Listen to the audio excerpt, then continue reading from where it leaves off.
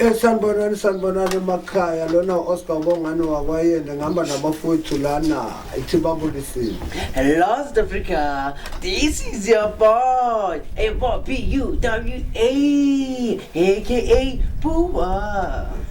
Awe bahlale lapha emakhaya, this is Sugar Snacks isila emzemuhle eHamburg Spread kwaNdebele eMpumalanga. Namuhla sizokhuluma ngetopic yama school dropouts. Leave your comments. Njengoba nathi sinabafowethu la sizokhuluma. Awe, good people, you know it's your boy TWETL aka Sifiso Buhle, and welcome to #Aslaleni Ngeringas bafethu. Aslaleni Ngeringas. So today niyazi siphethe is school dropouts. So away bafethu, let's get to it.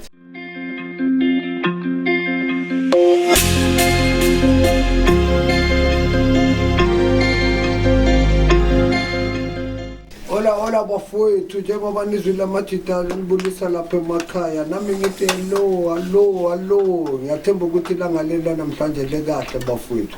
Namhlanje kule hlelo lethu lithi #asilaleni ngeringasi siphethe enye iringasi namhlanje ekhuluma ngabantwana abayeka inkolo school dropouts. I-question yokuqala ngibuza labafowethu laba ngihleli nabo lana e-studio ukuthi masikhuluma nge-school dropout sikhuluma ngani? Ngicela ningiphenduleni bafowethu phezukwayo. Mina ngicabanga bafo nasikhuluma ngama school dropouts like sikhuluma ngomfundi ne ebekafunda esikolweni, so kwaba nezinto like ezimkhosa ukuthi ayekele isikole according to my opinion on you. Mina about school dropouts ngicabanga ukuthi mhlambe labantwana bayekela isikolo before aqeda esikolweni. Like for instance mhlambe umntwana wenza grade 12 ayekele angakaqedi mhlambe ngoJune February amanalise nje isikolo. Abafundi bayiphendulile ngicabanga. Hayi yona sebaphendulile nani emakhaya nizwile ke sebaphendulile abafowethu lana ke. Thina ke sithi sintsheleke kwamanje isikhathi samanje njengoba le nto siyenza manje siyenza la eHamburg Street.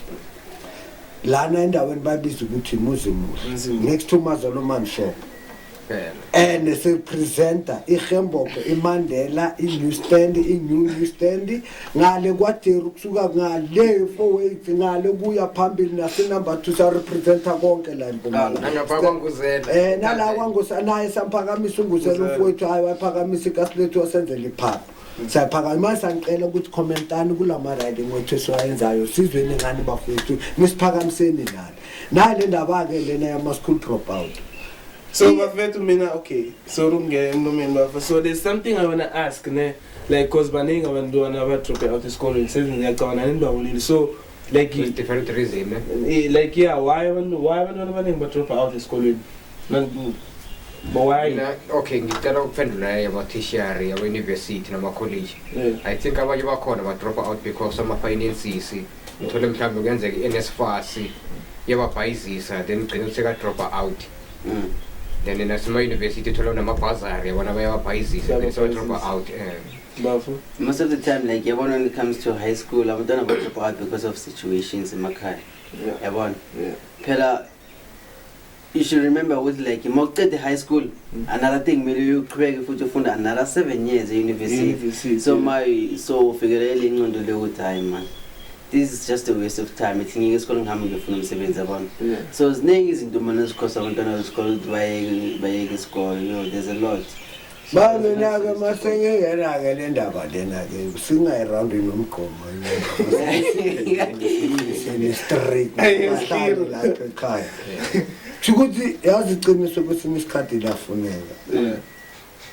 Nakubo shiya model abosester bethu labo bafunda into abayenza ukuthi baye esikolo indaba pregnancy. Most yabo bathola nabo teacher baba practice khona lapho esigela satholana sabantwana besikolo bese ngiyampractice umntwana wesikole uyayeka esikolweni wenzani uhlala phansi ngendaba yani yesiso noma ugovernment ashilo ukuthi vele masaqala isiso uyakwazi ukuthi uye esikolweni ufunde and then ke uzobonakala ke after ke ukuthi kwenzakalani but abantwana bethu manje abosesteroid bashawa amahlunu ukuthi manje mangizoya esikolweni ngiye pregnant abanye abantwana bazi ukuthi ngipregnant amahloni la lenguye ukujika ayenzani noma sekazela umntwana akasabuyela akasasiboni nesizathu ukuthi ithi ngiyele esikolweni asiphakamisi leyo ndaba but indaba yi-pregnancy nayo ey'kolweni iyayenza i-course yayo and then emajitini like ebafowethwini laba abasafunda ey'nkolweni lezi bo-higher primary higher school into yokuqala i-influence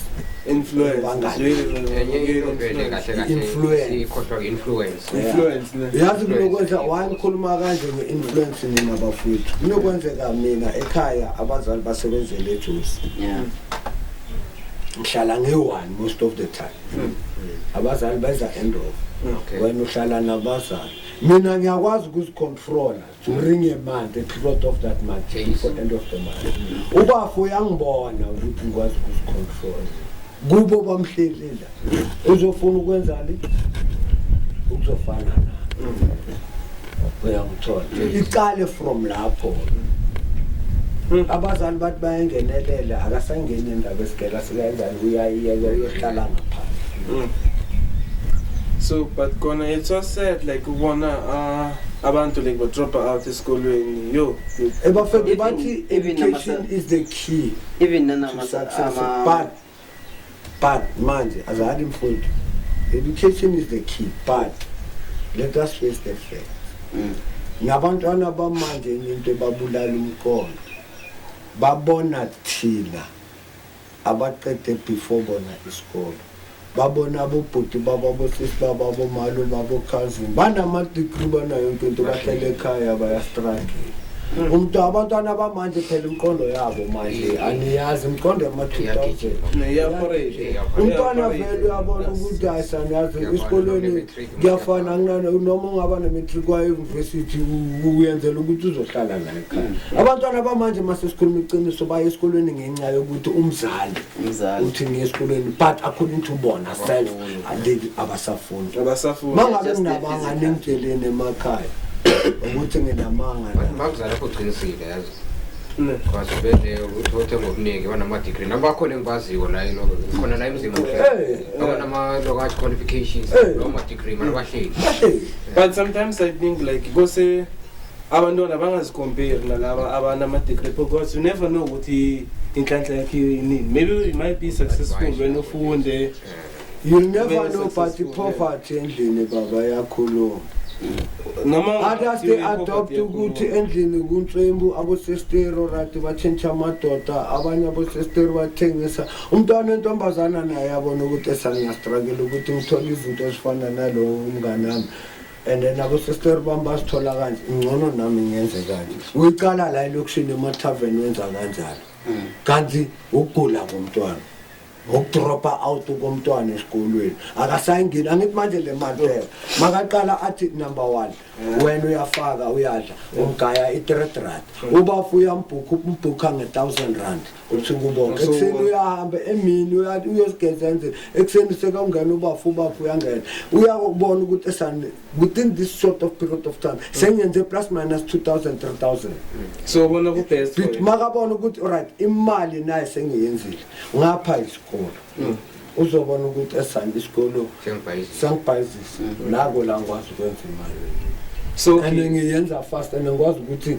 mangiphuma la ngingene eShoprite ngithenge ipuphu ngithenge abanye abantwana bayenza kanjalo ngithenge ipuphu ngithenge inyama ingene endlini kudliwe ngithenge ugesi kudliwe so what about her dreams things that maybe she wanna achieve that is why ngikutshela ngithi ipoverty ingakwenza wenze ezinye izinto ukhohlwe ngedream yakho uma sobuka eJarsenzi eJardini kimi sakho sesabekisa nje example uyangithola eJardini kimi kuntswebo bafu istibhili bafu alright aboyanga sister bakho bayenza amakhinga bayenza abantwana abasebenzi aboyanga sister bakho Yeah. abasebenzi badependele emalini kabantu kamadala nomagriza nemali abantwana uyangithola ka-government uyangithola ukuthi kanjani and during that time wena uwomjitana kumele uwenze ukuthi vele endlini kungasonti ejartini kumele kube clean abantwana basejartini nabo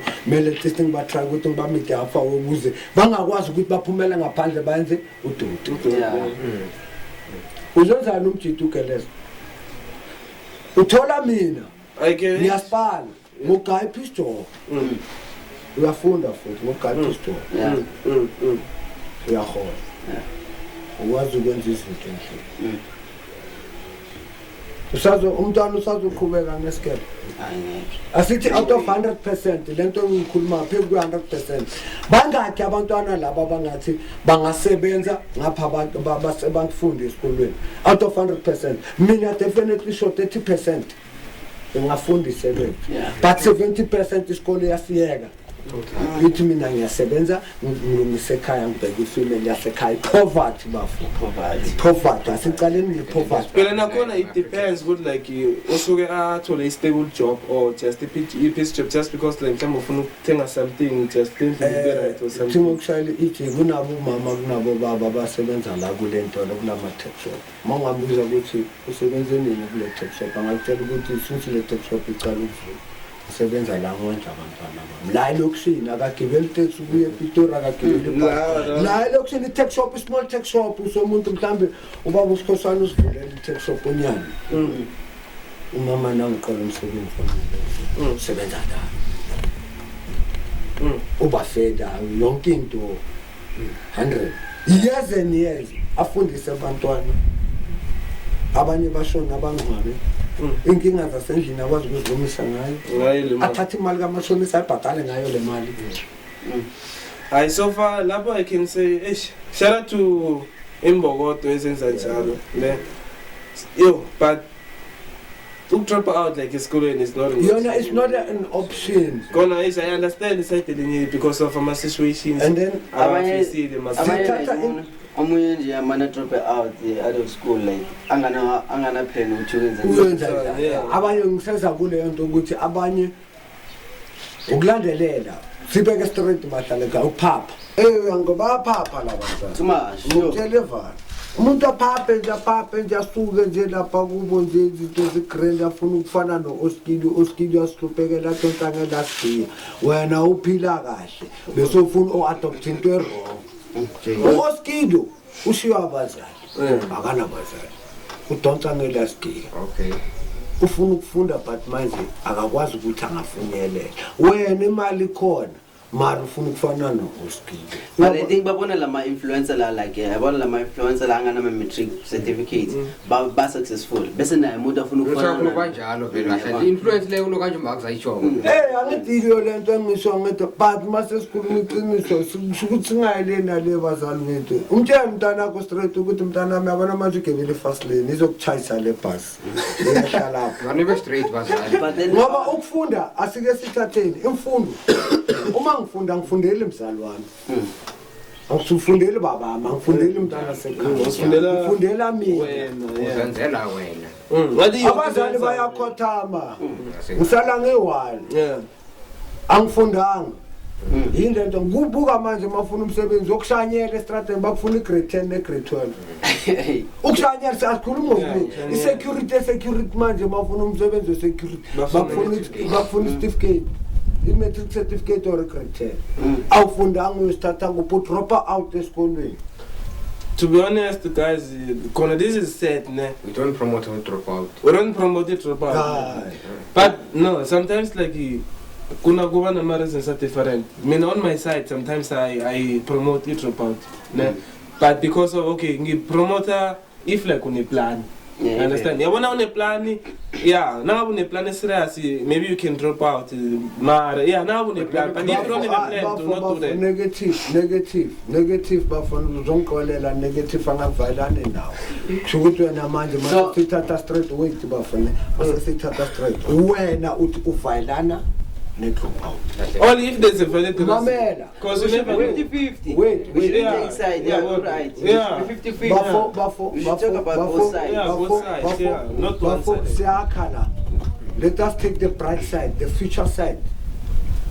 of upcoming children, the future side of abantwana abasafunda manje abaseba ukuhle abasejabuleni abasendani evuma besana School ngoba manje the way wibeka ngakhona umntwana makayizwa umgaya enye car abantwana bamanje they adopt but now like different uyezwa ukuthi angithi okay baba like baba lethu angithi like drop it out. Let me ask if possible like kune plan if maybe khabo lo mntwana kunama business a serious, you understand, to what aqhubeke now then lapho anga drop out if abone ngathi like school because kuyafuneka metric phela okay sikhumula asenze kanje balance equation kanje.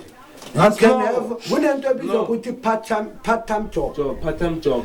A part-time job, it doesn't mean you have to go ekuseni uvuke uyothi good morning bus. No, even like us ama part-time job kunabantu abakhenikhaya.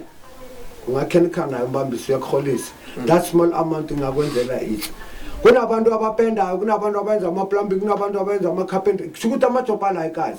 It's a part-time job. You don't have to go to your patali taxi ugibele ube lapha.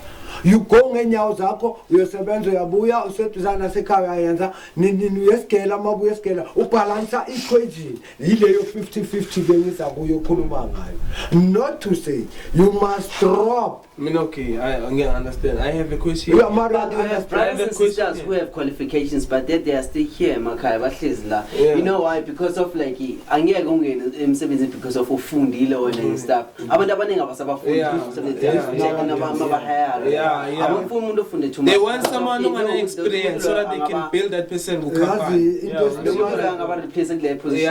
yazi into elimazile yini futhi bafethu ke sithathene kahle. Izinto each and every year ubuya kwesikhathi ziyachange. Angithi ukuthi ngalesa sikhathi bekwenza kahle, ngalesi kwenza manje sekwenzeka kahle. Okay. Manje if you can take most of the things esisebenzayo la kuma company mama it's a machinery thing.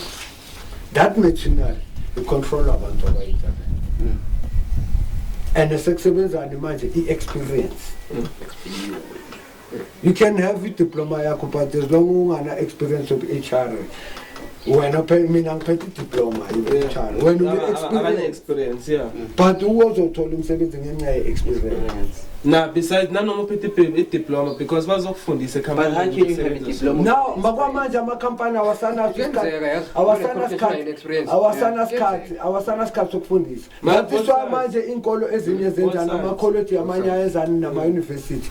Let me say ngenza i-nursing ane mangenza i-nursing ngenza i-social nursing ngenza i-lento lengabathi ngiyakhohlwa ngikukhumbula ane mangqeda ngenza i-theory ngenza i-practical. There is a theory, there is a practical.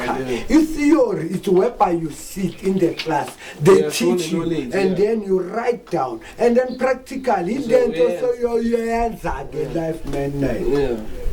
Kwamanje inkolweni ngisesebenzisa that strategy because they've seen ukuthi theoretically nje it doesn't work this nowadays. This nowadays kusebenza le experience. Now that is why they implement this thing ukuthi theory plus experience.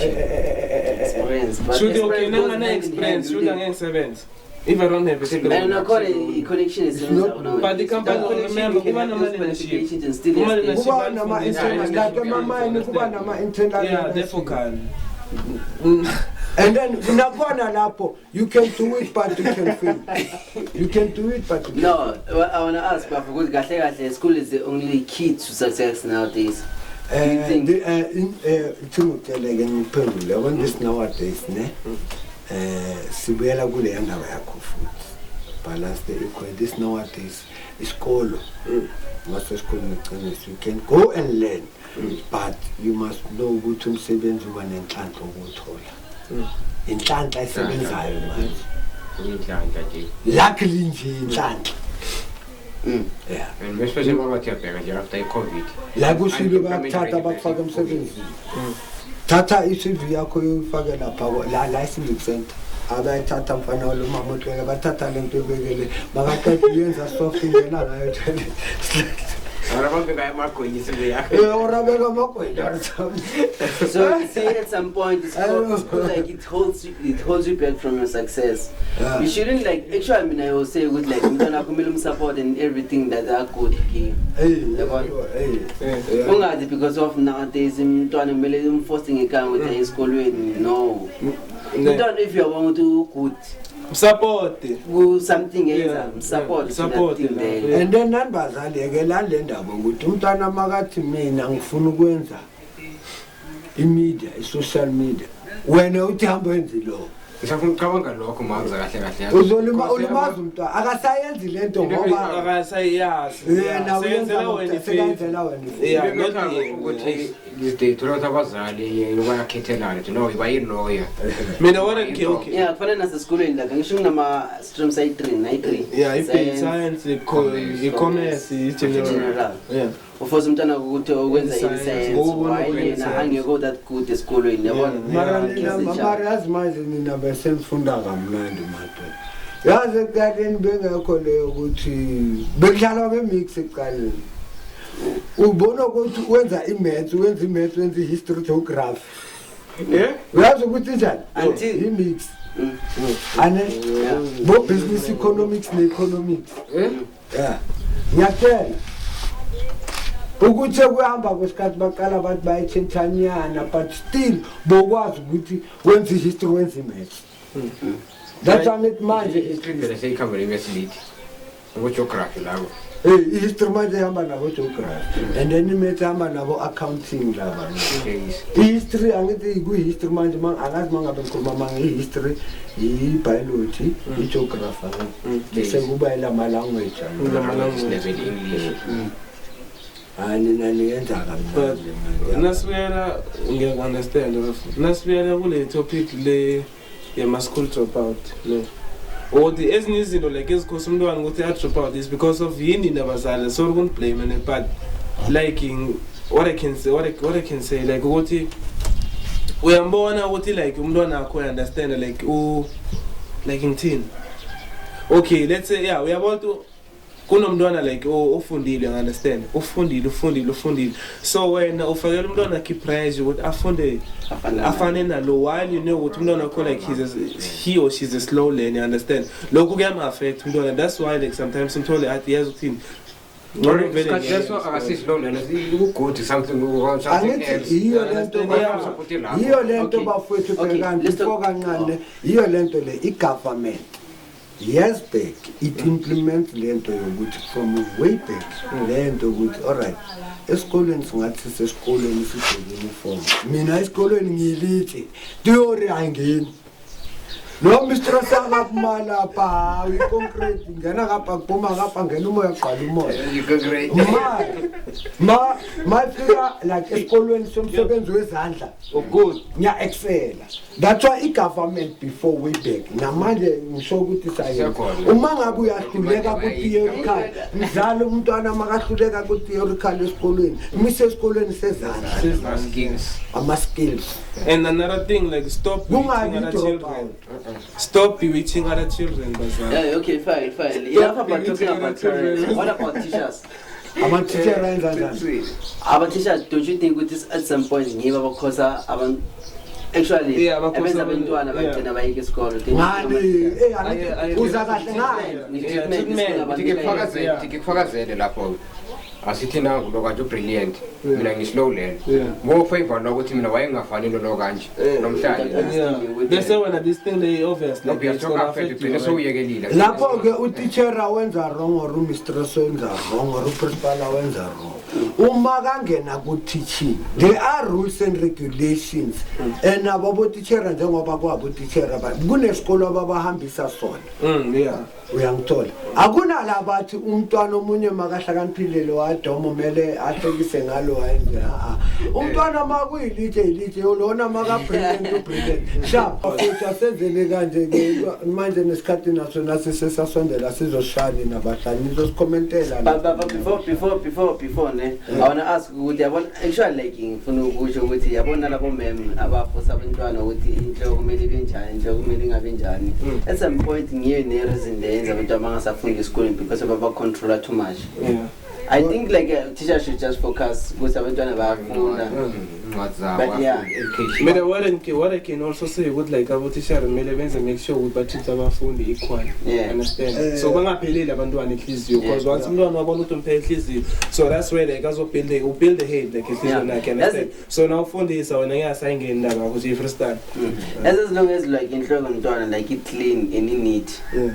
I don't think they should be raising ukuthi ulo tishara jesu umntwana amxoxe esikoleni nathi ahamba ukukhathela inhloko. At some point ever affected abantwana into le. Sizoza kuyo leyo topic le. Enye topic le ngikhuluma ngayo seningene kwenye samnikeza imali okay. But I just is the topic of another day. Of another day. Bona ngiyabezwa mafethu ukuthi bayakuphi. Nawe teacher, yekela ukuthi omunye umntwana uma ngabe vele zingena umoya ziyangale zithi nawe umdiscriminate no.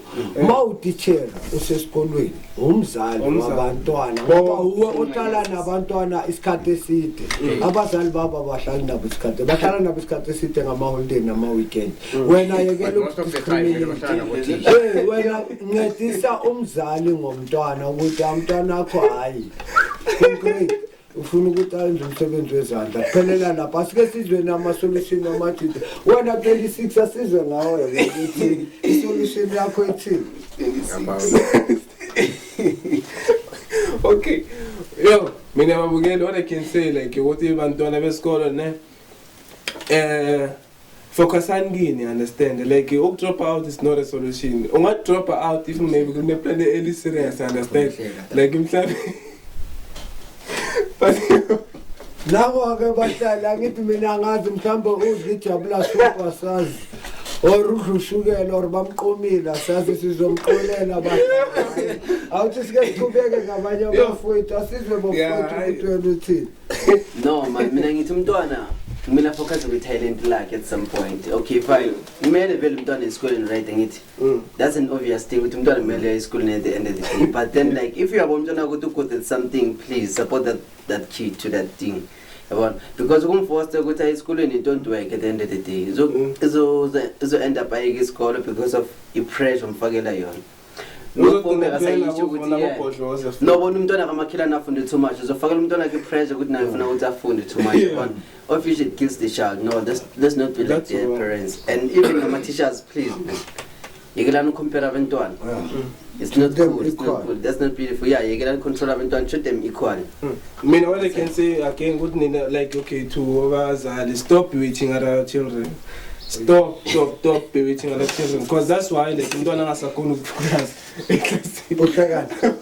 Nayo ke bazali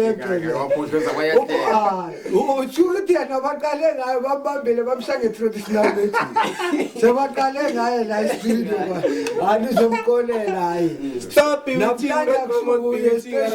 namhlanje asizwe wena mfowethu. Mina into engayisho ukuthi abothisha nabazali emakhaya let's treat abantwana ngokulingana fair. Whether lo brilliant esikolweni lo akase brilliant encwadini, treat them fair because lo slow encwadini kunala somewhere a brilliant khona emsebenzini wezandla or talent. So let's zamile ukuthi si support abantwana ngendlela ezihlukile. I support iyafuneka in education la kuma talent. So let's treat abantwana fair. Ngivala njalo. Alright bafethu angithi senzwile abafowethu nabo bakhipha ama-solution nami sengihlelela phezu kwale ndaba yabo bafethu ngithi bazali abotitshera ngikhomba abotitshera nabazali kuphela nanabomakhelwane nabazali nani wonke umuntu umzali naye yekelani ukuthi nani nibize nenitshelele abagama labantwana ngamagama nibabize ngamagama ukuthi uDomkopo lelo gama lami limazi umntwana limenza ukuthi adrop esikoleni yekelani ukubiza abantwana nizonkolela amagama street ngiyakhuluma nibize umntwana ukuthi isifebe angabe ubhekane nencwadi wenza ubufebe lelo gama lelo limazi umntwana umenza isifebe vele somnikeza lelo gama umenza isifebe vele angithi kufana nokungabiza umntwana ukuthi umatlakala vele kuba itlakala vele so manje yekelani ukunikeza abantwana amagama nibabize ngamagama mangabe into akakwazi ukuyenza just wena mangakwazi ukuyenza zama ukubona second plan ukuthi ukwenza ungamenzelana ukuthi abe grand bazali babo ngiyangithola ukuthi ngithini sonke thina lana sonke santhandana salavana nawo ama number 1 athi 0673900999 amanye athi 0799775468